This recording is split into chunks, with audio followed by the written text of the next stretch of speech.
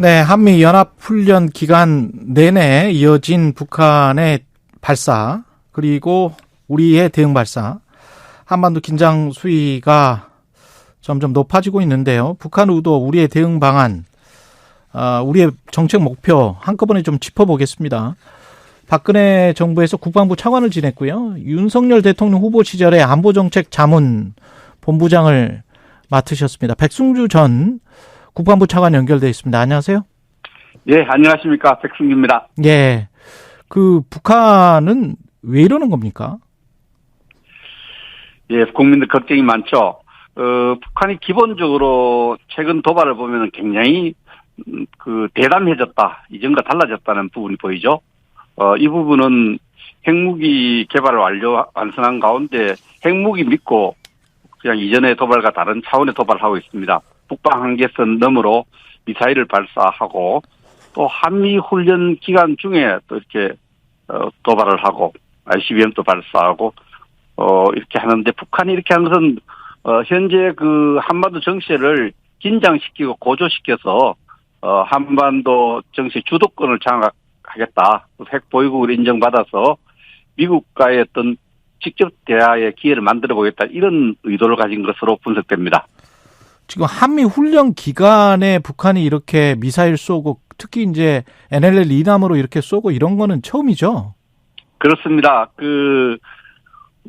NLL 이남으로 방사포라든지 포격을 한 적은 연평도 포격에 나타난 데 있었습니다만은, 미사일을 사실상 우리 영예로 볼 수 있죠. 경제 수역, 배타적 경제 수역, 시야에서 불과 얼마 떨어지지 않은 지역에 탄착지원 형성해서 발사한 것 처음이고요. 울릉도를 또 겨냥한 것도 처음입니다. 정말 대담하고 무모한 도발을 했습니다.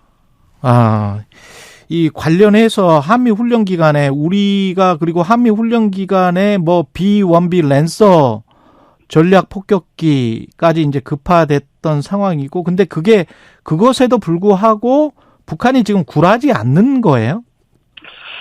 조금 예민한 반응은 두 가지 차원이죠. 겁이 나서 반응하는 부분도 있고, 겁이 나서 굴하지 않겠다는 메시지도 있는데, 사실 B-1B 폭격기 같은 경우에는 무시무시하거든요. 이 부분은 6만 톤의 탑재 중량을 가지고 있어요. 저 폭격기 안에. 폭탄이? 예, 아니, 우리 미군 폭격기 같은 경우에는 그렇죠. 그러니까. 비질런트 스톰 훈련 기간에 우리가 240개의 전투기가 훈련하는데, 북한이 전면 도발할 경우에 한 700 내지 800개의 있던 목표 지점 타켓을 우리가 무력화할 수 있는 그런 무시무시한 훈련인데, 이 훈련 기간에 북한이 계속 예민한 대응을 하고 도발하고 있습니다.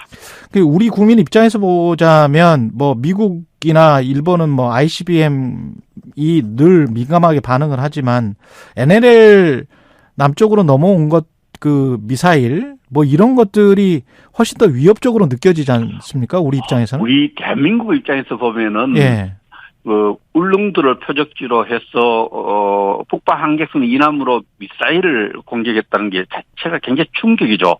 특히 우리 국민들 입장에서는 우크라이나에서 지금 전쟁이 진행 중인데 미사일이 주고받고 하고 있지 않습니까? 그래서 북한의 이런 도발이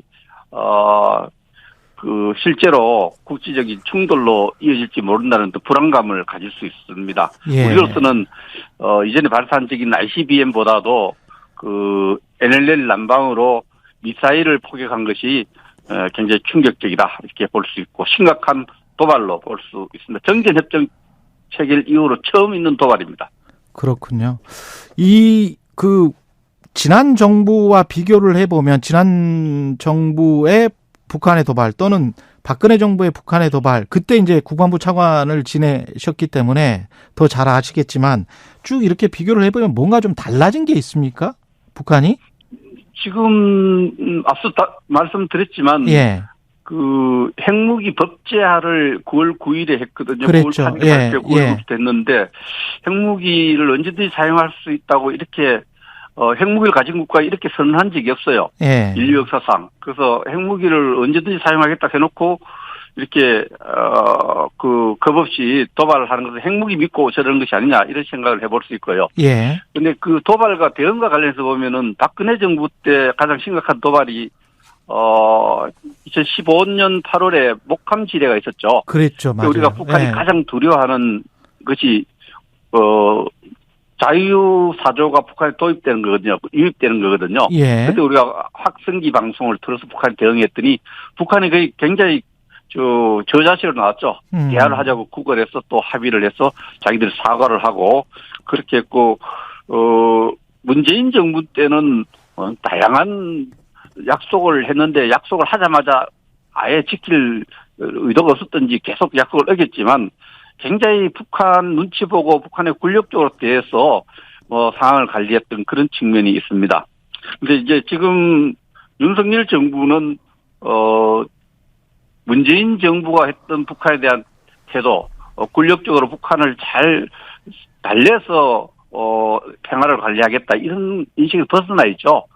북한이 기본적으로 북한에 대해서 아마 박근혜 정부, 이명박 정부와 비슷한 스탠스를 갖고 북한에 대해서 뭐 강대 강이라는 표현은 맞지 않습니다. 북한이 도발하면 도발에 대해서 우리가 항상 응징보복할 의지와 능력을 보여줌으로써 북한의 생각을 바로잡으려는 이런 정책을 추진하고 있다 이렇게 볼 수 있습니다. 그럼 굴욕적으로 달래지 않고 지금 이제 문재인 정부를 비판하시면서 그때는 이제 굴욕적으로 북한을 달래는 정책을 취했다라고 말씀하셨잖아요.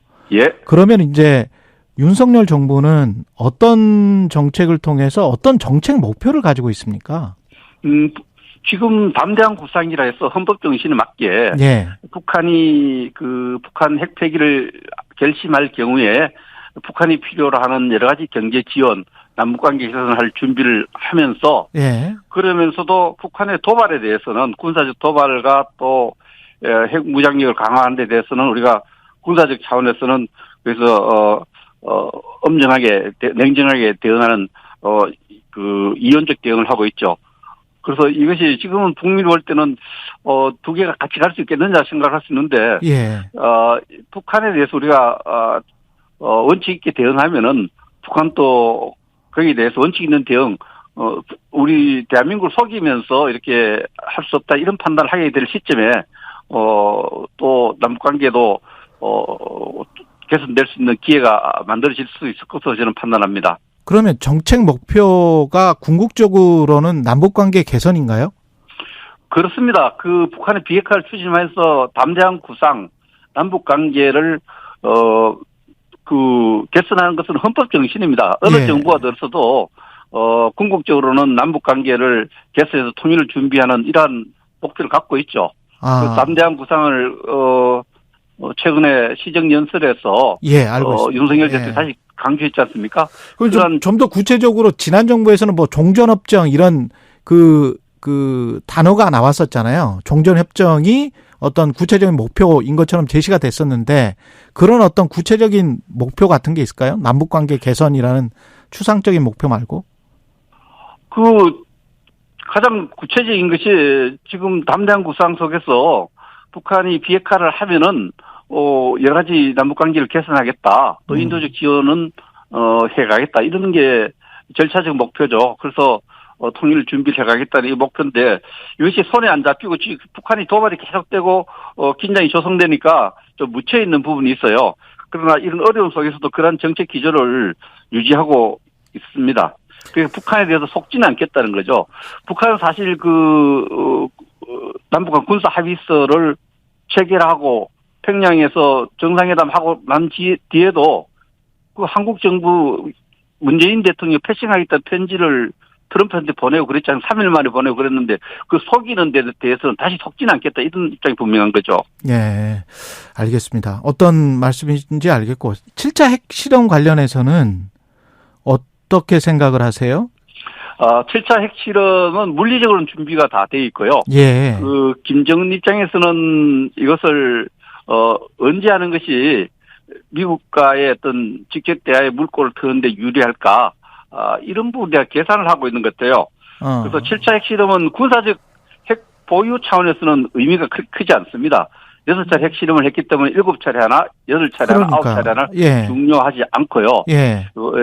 이게 이제 트럼프와 김정은이 지도자 간에 약속을 한 부분이 핵실험 모라토리움, 핵실험을 다시 하지 않겠다 약속했는데 이제 ICBM은 실패했지만 발사를 했고, 이 핵실험을 할 경우에는 미국과의 기존 약속을 완전히 파기하는 것이기 때문에, 북한이 미국과의 새로운 어떤 빅딜을 하는데 새로운 장애가 될 수도 있고, 또 핵군축 회담을 가는데 또 유리한 점도 있기 때문에 김정은은 그 두 가지를 냉정하게 계산하고 있다.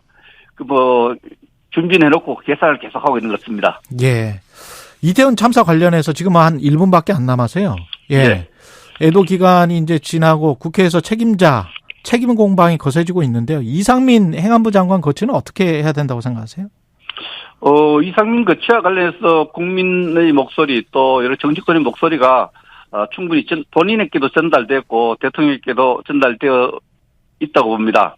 그 점에서 저는 허물이 없는 경우에도 절차적 허물이 없더라도 이 비극 앞에 정치적으로 책임을 져야 될 부분이 명백합니다. 그 허물이 지금 드러나고 있는 상황에서 윤석열 정부에 더 이상 부담을 주는 것보다는 용기와 용퇴를 하는 것이 저는 맞다고 생각을 합니다. 허물이 없더라도 정치적 책임은 져야 절차적 되겠다. 허물이 없더라도 정치적 책임을 져야 될 정도의 큰 비극 아닙니까? 예. 이 부분에 대해서 국민 눈높이, 국민 가슴 높이만을 생각하면서 진퇴를 스스로 결심을 해야 되지 않나 이렇게 생각합니다. 예.